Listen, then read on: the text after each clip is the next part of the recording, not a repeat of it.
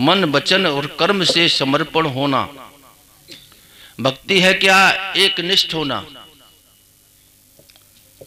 अपने को जानना, स्वस्वरूप अनुसंधानम भक्तिरित्यभिधीयते, अपने स्वरूप का बोध, इसको भक्ति कहते हैं।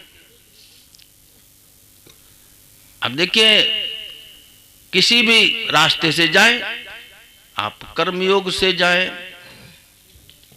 ज्ञान योग से जाएं, भक्ति योग से जाएं, विहाय कामान सर्वान पुमान चरित निष्प्रहा निर्ममो निरहंकारा सशांतिम अधिगच्छति, ये कर्म योग हो गया। लेकिन तमाम योगों में ये ममता का और अहंकार का वर्जन किया हुआ है। तुम्हारी ममता जहां पर भी है, किसी पदार्थ में, किसी संबंध में, जहां पर भी है, जहां पर ममता है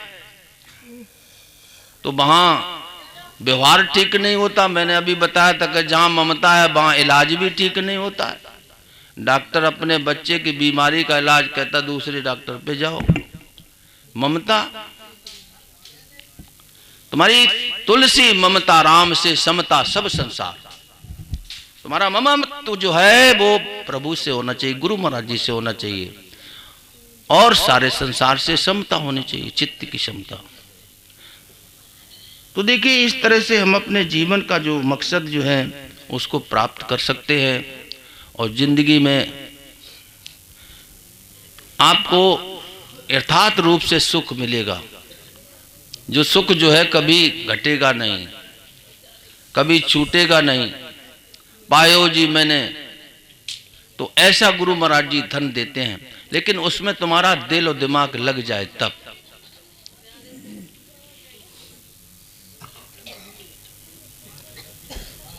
हमने दिल और दिमाग जो है दुनिया में लगा रखा है।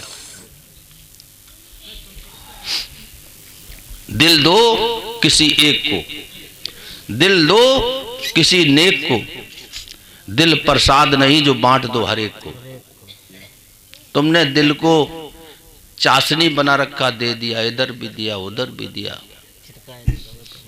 चैन नहीं मिलेगा। दिल से जब दिल की बात होती है तो दीदार होता है। कामना से वासना मिलती है तो व्यापार होता है, प्यार नहीं होता है। दिल सद्गुरु से मिलता है तो बेड़ा पार होता है।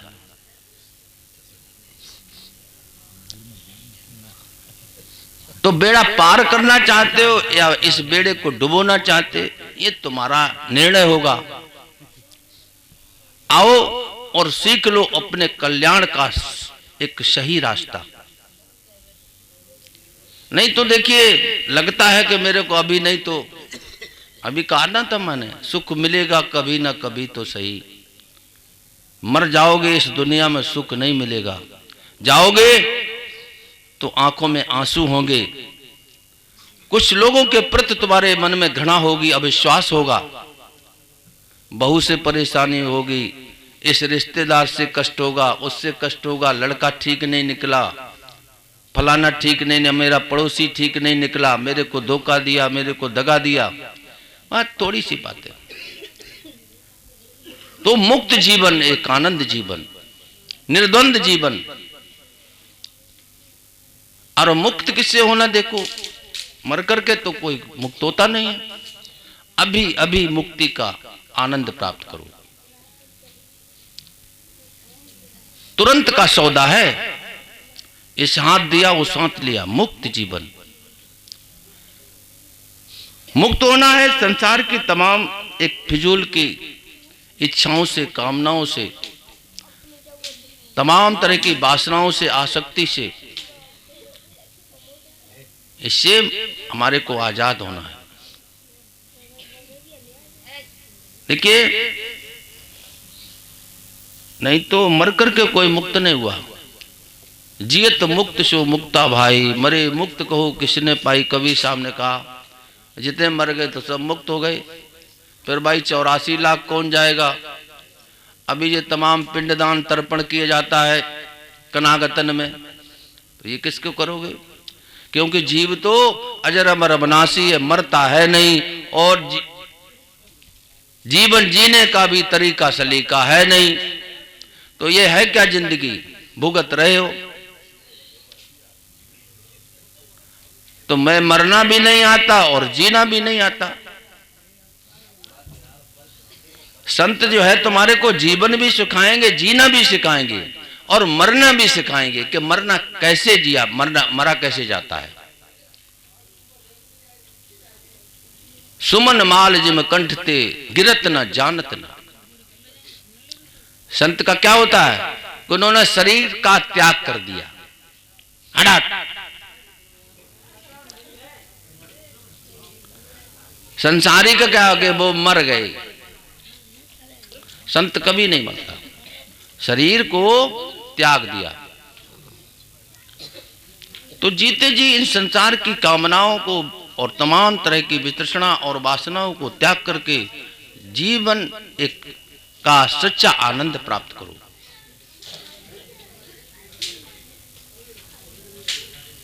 तो इसी आनंद की प्राप्ति के लिए मेरे को जीवन मिला हुआ, और इन तमाम सुख दुख के झंझटों में कब तक जो है हम फंसे रहेंगे। सुख आता है, दुख भी आता है। तो इस सुख की आशा में हमारा ये जीवन, आशा पास सतु बद्धा काम क्रोध परायणा, आशा के ही पास में बंद करके हम पूरा जीवन गुजार देते हैं। निर्बंध और निर्द्वंद जीवन जो है व्यतीत करो, जो संत जो है जीना सिखाते हैं। तुम्हारे तमाम जीवन की व्यथा जो है समाप्त होगी। आप अपने आत्म स्वरूप को जानो, फिर आपको ना यहां दुख होगा और ना उधर दुख होगा।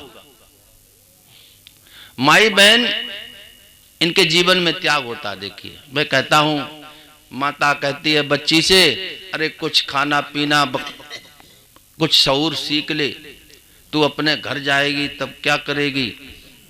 सास उधर जब ब्याह होकर के जाता, सास कहती तू अपने घर से क्या लाई, क्या सीखा।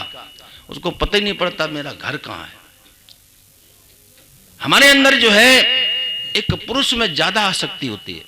बच्चा होता है उसको बता दिया जाता, पिताजी ने बता दिया, ये तेरी गाय है, बैल है, ट्यूबवेल है, तेरा खेत है, ये सब मकान है, उसी को मान करके बैठ गया। बच्चियों के दिल में फिर भी जो है कुछ कम आसक्ति होती है, उसको पता ही नहीं लगता है कि मेरा घर कहाँ है। तो ऐसी भी देवियां हुई हमारे समाज में